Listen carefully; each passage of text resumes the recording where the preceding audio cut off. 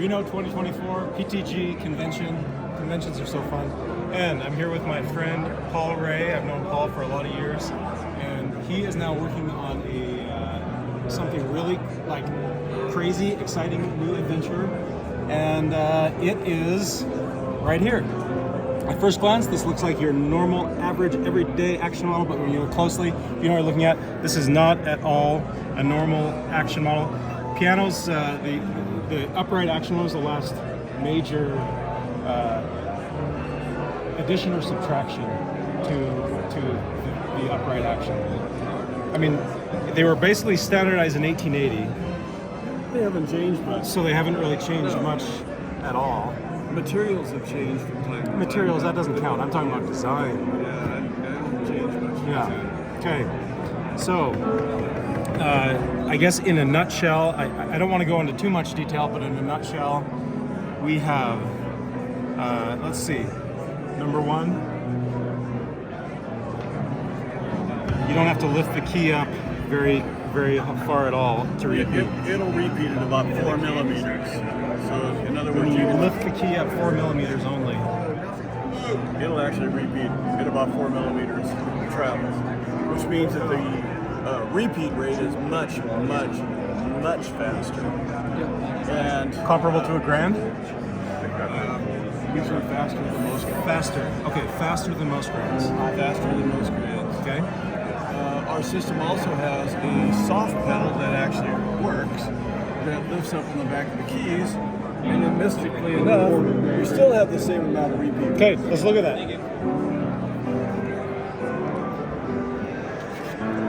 Okay, so first what he's talking about is you don't have to lift the key very high to repeat.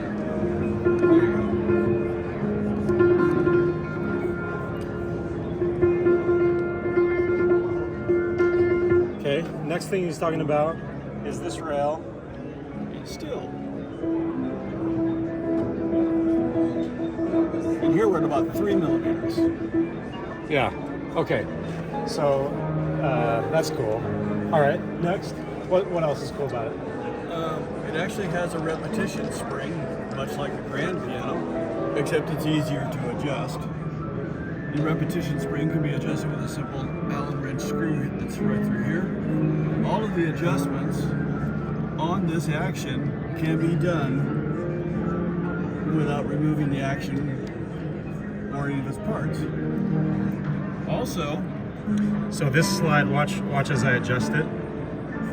This little sleeve there, this collar is what he's talking about. Collar is sliding forward, which is making it hard, making the spring heavier, stiffer, stronger, heavier.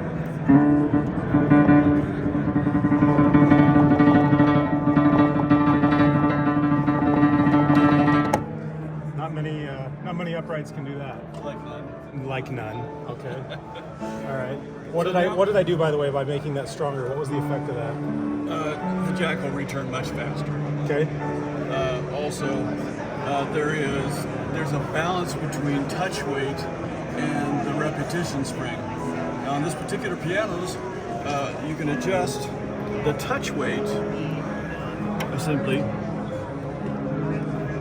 with this little screw right here. And we can adjust the touch weight between 45 grams of touch weight to about 65 grams of touch weight globally across the entire piano in about 30 minutes. So if little Susie is playing the piano and she's... As opposed to changing out LEDs. Which does not take 45 minutes. Right. So little Susie plays it at 45 grams of touch weight, and then as she gets stronger and more proficient, you can raise the touch weight very easily to fit her playing capabilities. Okay. What else? When you press the soft pedal on this, if you'll notice, let's why don't you get a shot right over here. Okay, when I engage the soft pedal, it's pushing up on all of the keys, the back of the keys simultaneously, but it's also moving all of the keys down. So, okay. So lot softer. Lot softer, and there's no loss motion. Right. Meaning that in most uprights, when you go like you press the soft pedal, it does that, then there's a ton of loss motion. Where with this, when you press on the soft pedal, there is the loss motion and the contact to the action remains the same. Mm-hmm. And now if you're a technician, you'll notice that there's a few things missing here. There are no bridle tapes. There's no rest rail. Just like on a grand piano, if this had a rest rail, these would not be actually touching the rest rail. Mm-hmm. I've always thought about putting the rest rail on so if someone can grab a hold of it, I'm going to have to do that still. Yeah. And so it doesn't look so strange. But it would be clear plexiglass. Oh, okay. And also, with this action is... It would kind of be like, sorry to interrupt you. It would kind of be like, you know how on a camera, on a phone, when you take a picture, it makes a click sound, like it's an actual camera, exactly. But it's not a camera. It's not actually clicking. There's no mechanical anything. Exactly. That's kind of what I feel about it. Needs a rest rail, even though it doesn't need a rest rail, just to kind of. So you feel good about it. So you feel good about it. Yeah. So, Because this feels very disorienting to me to not have a rest rail. But so these actions Anyway. will be in all of our pianos coming out from the Charles R. Walter Company. Also, the fun part is that these actions are retrofittable into another upright. So if you have an old upright at home that needs, from 1880, yeah, you can put a brand new, modern, really upscale action into your piano. okay. And then the final thing, at least that I can think of, that you mentioned before starting the video, is it only has 7 steps of regulation. 7 steps of regulation. That's Okay. amazing. I just came from a regulation class. Is there 37 steps? How many steps are regulation? Depends on how you count it, but I mean, some people say, you know, give 37, give or take. Some people say 50. Some people say 20 plus a lot of prep work, or you know, varies. But it's a lot more than 7, regardless. So you can regulate the whole piano in about an hour. An hour. But you know, if you're starting from scratch. Cool. Wow. Okay. Well, exciting, and it really feels good.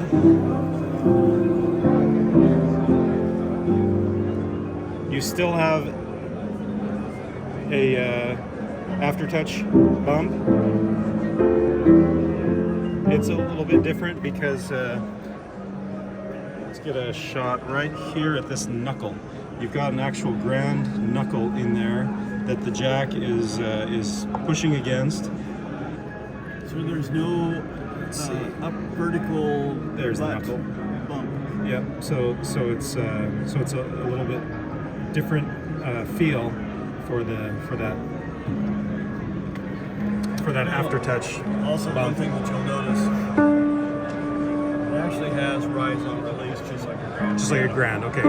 The second hammer rise. Right. Yep. Okay. So did you get that? When slowly release that hammer rises a second time. So that's a characteristic of a grand piano. Cool. Okay. Very interesting. A lot of advantages. Pretty fun. Cutting edge.